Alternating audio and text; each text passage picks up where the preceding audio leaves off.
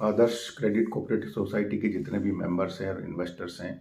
उन सबको मेरा नमस्कार। साथियों, जैसा कि आपको मालूम है कि आदर्श मेंबर एसोसिएशन की तरफ से जयपुर के सीबीआई कोर्ट में, जिसमें 2 केस पेंडिंग हैं, एक केस लिक्विडेटर ने लगा रखा है, ईडी ने जो प्रॉपर्टी अटैच की है उसको रिलीज करवाने के लिए, और एक केस ईडी ने लगा रखा है उन सारे आरोपियों के खिलाफ जिनकी प्रॉपर्टी ईडी ने अटैच की है। उस केस में हमने एक एप्लीकेशन लगा रखी है आदर्श मेंबर एसोसिएशन की तरफ से एज ए इन्वेस्टर्स, ये जानने के लिए और ये रिक्वेस्ट करने के लिए कोर्ट को कि जो भी प्रॉपर्टी ईडी ने अटैच की है वो प्रॉपर्टी लिक्विडेटर को दिलवाई जाए, ताकि उन प्रॉपर्टीज़ को बेचने से जो पैसा मिलेगा वो इन्वेस्टर्स को डिस्ट्रीब्यूट हो सके। उस केस में पिछली तारीख पर कोर्ट ने लिक्विडेटर को ये आदेश दिए थे कि वो कोर्ट में उपस्थित हों और ये जानकारी कोर्ट को दें कि कितनी प्रॉपर्टी उनके पास है कैश के फॉर्म में और कितनी दूसरी प्रॉपर्टीज़ हैं जो ईडी ने अटैच की हैं। चूँकि उस डेट पे कोई प्रभावी कार्रवाई नहीं हो पाई थी और लिक्विडेटर इस बात की जानकारी नहीं दे पाए थे, इसलिए 2 दिन पहले जो डेट लगी थी यानी 5 नवंबर को कोर्ट में इस केस की सुनवाई हुई और कोर्ट ने पूरा इंटरेस्ट दिखाते हुए इसकी सुनवाई की है। लिक्विडेटर की तरफ से इसमें उनके ऑफिसर इंचार्ज उपस्थित हुए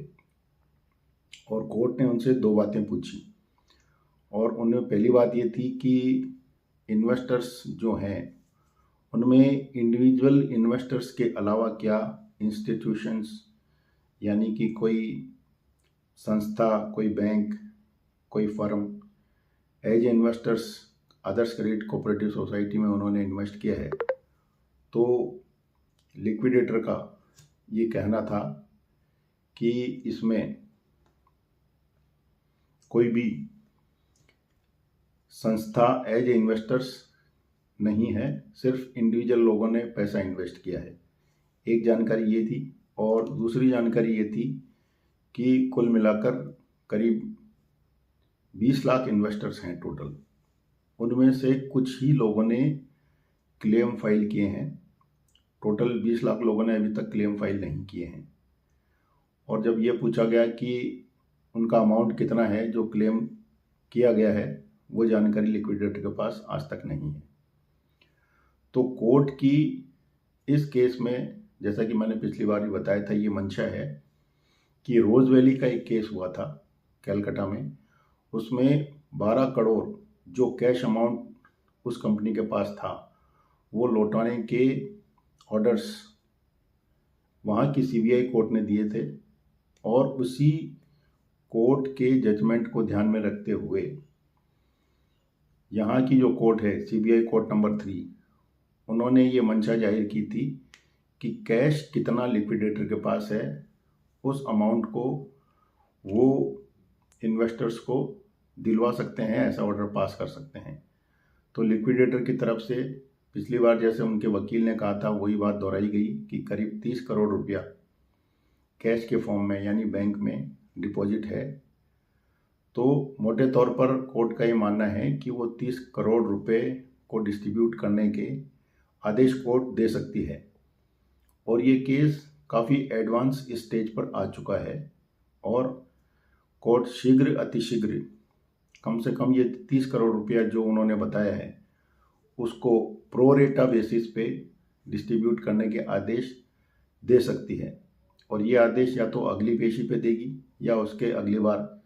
जब बाकी की एक्सरसाइज पूरी हो जाएगी कि डिस्ट्रीब्यूशन किस तरह से होगा और टोटल अमाउंट कितना है, ये सारी एक्सरसाइज होने के बाद बाकी के आदेश कोर्ट पारित करेगी। तो अभी तक जो भी कार्रवाई एएमए की तरफ से इंटरेस्ट लेकर के की गई है कोर्ट के सामने, ये उसका नतीजा है और हमारे प्रयासों का नतीजा है कि कोर्ट ने कम से कम हमारी इस बात पर ध्यान दिया है और इस बात के लिए अभी तक वो तैयार हो चुकी है कि जितना रिलीफ वो दिलवा सकती है, क्योंकि जो प्रॉपर्टी अटैच हो चुकी है जब तक वो रिलीज़ नहीं होगी तब तक उनके माध्यम से जो पैसा आएगा वो डिस्ट्रीब्यूट नहीं हो सकता है। तो आज की तारीख में जो भी इन्वेस्टर्स हैं उनको ये जान लेना चाहिए कि कोर्ट हमारे केस में जो सीबीआई कोर्ट है जयपुर की, वो तुरंत रिलीफ देने के मूड में है और शीघ्र अतिशीघ्र कोई अच्छा समाचार हमको मिलने वाला है। इसके बारे में अगर किसी भी इन्वेस्टर्स को कुछ और जानकारी चाहिए तो वो जो नंबर दिए गए हैं उन पर संपर्क करके हमसे बात कर सकता है और जानकारी ले सकता है। आज के लिए इतना ही, धन्यवाद।